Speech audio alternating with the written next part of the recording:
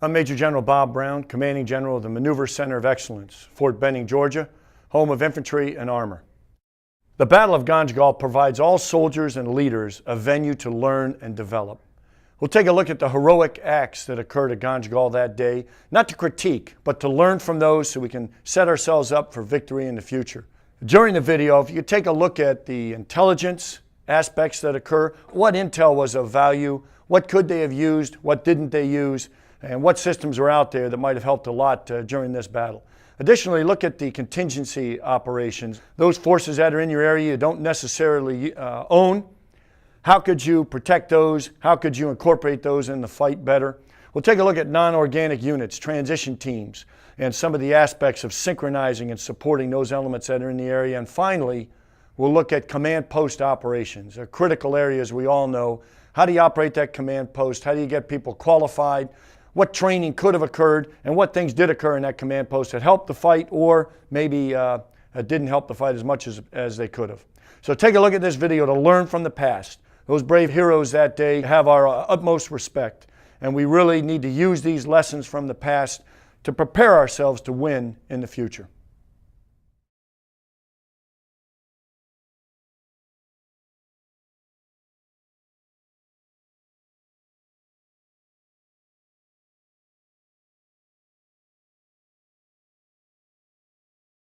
This video is a recreation of the attack by anti-Afghanistan forces on U.S. and Afghan national security forces.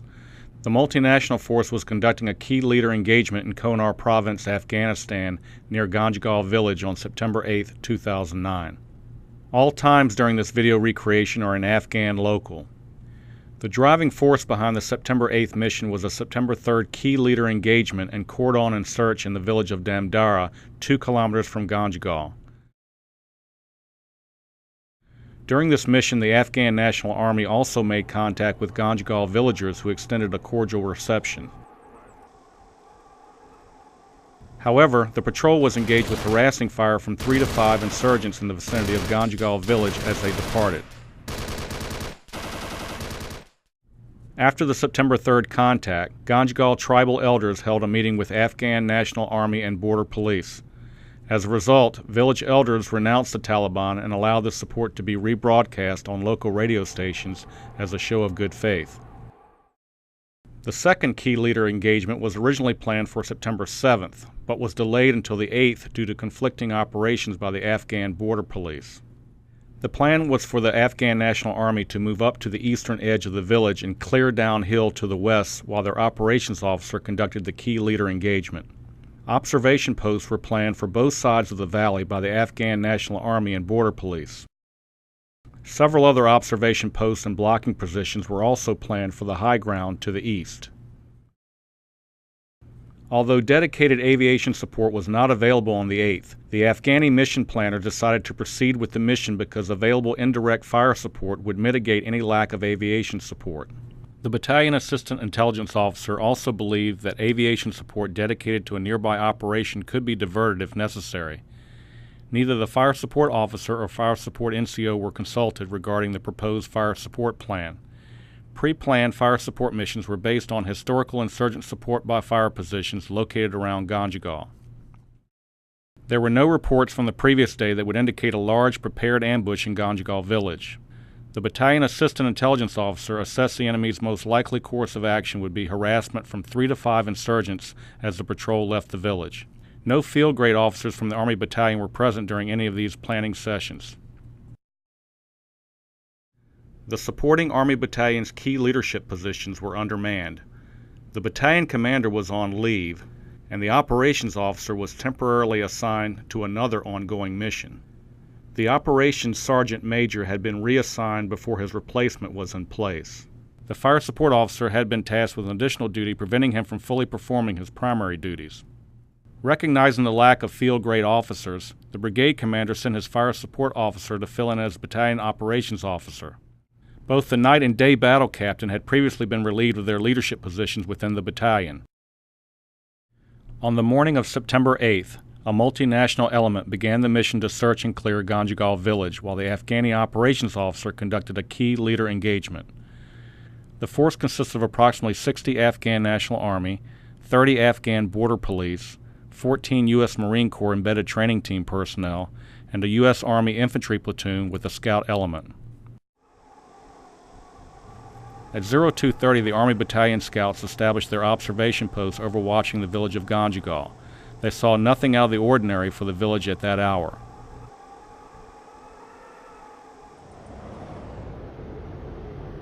At around 0300, the Afghan National Army Mounted Patrol departed Fob Joyce along with their Marine Embedded Training Team.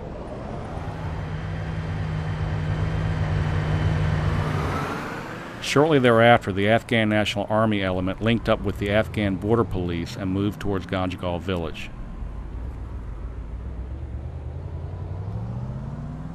At 0330, a platoon from the Army Battalion set up their blocking position at the mouth of the valley.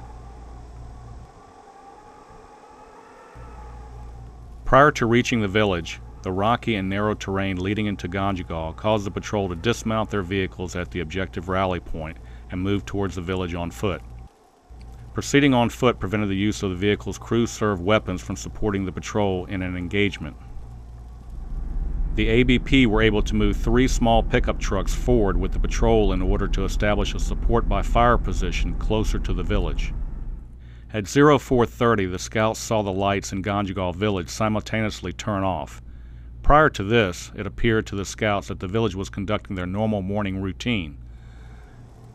A blocking obstacle of fertilizer bags was also encountered on the road to Ganjgal village. Just prior to first light at 0530, a small element made up of 8 Afghan National Army, 1 Marine with an M240, and an Army officer set up an observation post south of the village of Ganjgal. At approximately 0530, the patrol reached the southwestern portion of Ganjgal village and were engaged by small arms, medium machine guns, and rocket-propelled grenades from 3 to 5 AAF on the ridge north of the village. This was quickly followed by accurate fire from inside the village and other positions on the hills around the village. Coalition forces returned fire and took cover behind buildings or behind the dirt and rock terraces. The lead 4 Marines took cover initially in a courtyard. The terrain limited the Marines from talking directly to the Army Battalion Tactical Operations Center, or TOC, so the scouts acted as a relay. The Marines requested immediate suppression missions on the pre-planned targets in the area. 4 fire missions were completed with little effect on the dispersed and dug-in insurgents.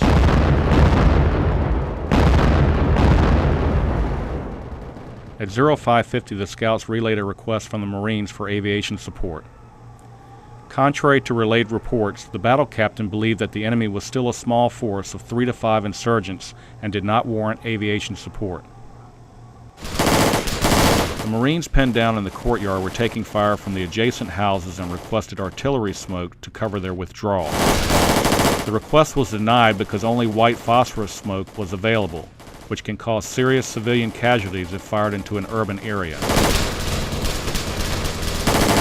Multiple calls for indirect fire support were passed from the Marines through the scouts to the battalion TOC, but the battalion leadership did not authorize any fire mission that could cause damage near the village. An hour into the ambush, the armored platoon manning the blocking position was ordered by the battalion TOC to move into the valley to establish a new blocking position near the rally point. As the battle continued, well-coordinated small arms and RPG fire from the north, south, and east of Ganjgal pinned down the patrol and prevented their withdrawal. At 0630, after receiving another report of 30 to 60 insurgents, and several of them wearing military-style body armor and Kevlar helmets, the battalion TOC requested aviation support from the supporting aviation brigade. At that time, there were only 2 OH-58 Delta Scout Weapons teams available to the brigade. Scout Weapons Team 1 was pre-assigned to another battalion mission and was actively supporting a troops in contact. Scout Weapons Team 2 was on standby to support the remaining brigade area of operations. Believing the request would be approved, a soldier in the battalion TOC directly contacted SWT-1 to inform them of a change of mission. After the unauthorized retasking was discovered, SWT-1 returned to their original mission. The request was denied because the battalion TOC was required to submit an aviation support request to the brigade TOC. At 0635, another immediate smoke fire mission was requested to help the patrol break contact. Battalion TOC agreed to fire at a pre-planned target outside of the village. 120mm mortars were fired from Fob Joyce, but the white phosphorus smoke was ineffective at concealing any withdrawal. Responding to the lack of aviation support and ineffective indirect fire, the insurgents began to maneuver west along the high ground to improve their fields of fire and bring more effective fire on the patrol. At around 0700, the battle captain asked the Air Force Joint Tactical Air Controller to find out what air assets were available. The JTAC recommended opening an air troops in contact to bring in aviation support within 15 minutes. The battle captain decided not to request any support. At 0710, the request for CCA was submitted to the brigade TOC and approved. The battalion TOC informed the patrol that a scout weapons team would be on station within 15 minutes, and SWT-2 took off from Fob Finney en route to Ganjgal. The patrol began to withdraw from terrace to terrace under heavy fire. 2 hours into the fight, the patrol radioed the battalion TOC with their first 9-line medevac request. The 4 Marines at the lead of the patrol had managed to move further west of the village into a trench.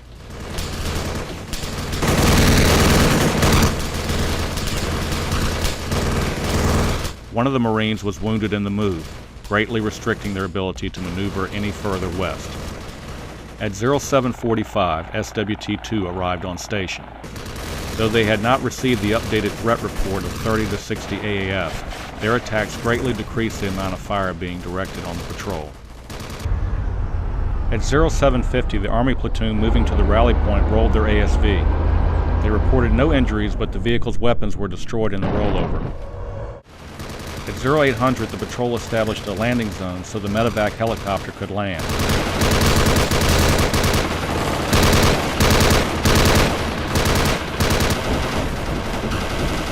At this time, repeated attempts were made to establish contact with the 4 Marines in the trench. As wounded made it back to the rally point, they used their own vehicles to evacuate less critically wounded back to Fob Joyce. SWT-2 escorted the medevac to Asadabad.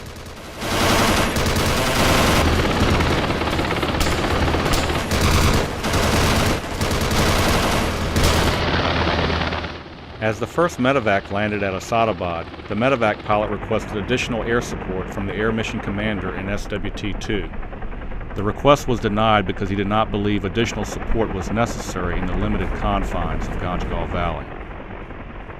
3 hours after the start of the ambush, the 4 Marines were declared to be missing in action, along with 10 Afghan National Army and an interpreter. The Joint Tactical Air Controller immediately opened an air troops in contact to request aviation support. 2 Marines jumped in a pickup truck to move towards the village to find the missing Marines.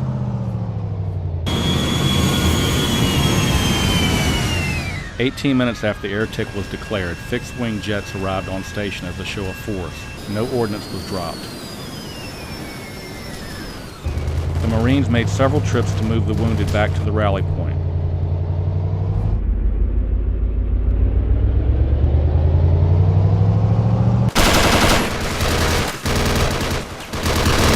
Receiving heavy fire as they moved close to the village, the Marines had to abandon their truck before they could make it to the last reported position of the missing Marines. Getting back to the rally point, the Marine officer in charge requested the Army platoon be released from their blocking position to move further into the valley.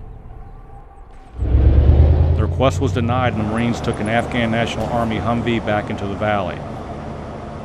They were able to convince a few Afghan National Army and Border Police to move with them. At 10:48, UAV assets arrived in the area to identify possible movement of missing servicemen towards the Pakistani border. At 10:50, an official duty status whereabouts unknown, or DUS-1, was declared.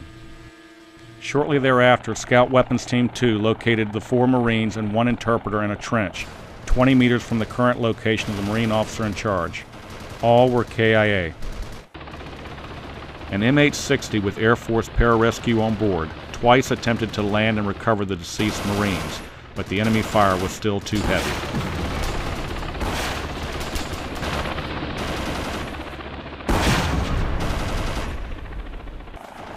The Marine officer in charge managed to move to the trench and begin the recovery.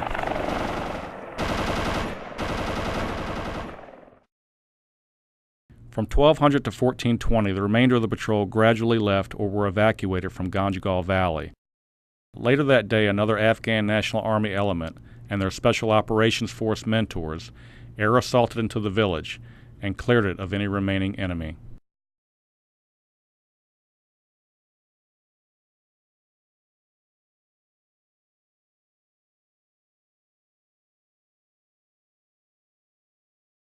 Intelligence reports are based on a multitude of factors.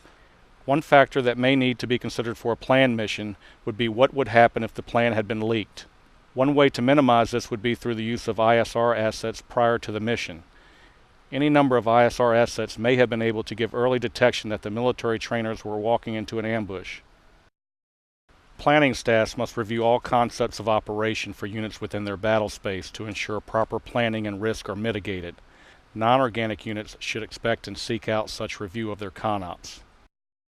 Non-standard units such as ETTs and MITTs need to be supported for missions that they perform. Commanders need to ensure they are supported and that they conduct joint planning prior to the mission to synchronize support and effects. Key personnel must present or closely monitor TOC and CP operations to aid in decision-making and grant permission for requested assets. Leaders must select appropriate personnel based upon clearly demonstrated leadership and qualifications. Personnel in the Tactical Operations Center must be trained and certified by the battalion and brigade leadership. Due to the nature of conflict, units will have personnel turnover. New personnel will move into positions of greater responsibility, and thus the unit must have a certification program to qualify, train, and certify new personnel. Even though rules of engagement are restrictive, units and leaders must plan for indirect fires and effects. Those plans must include worst-case scenarios.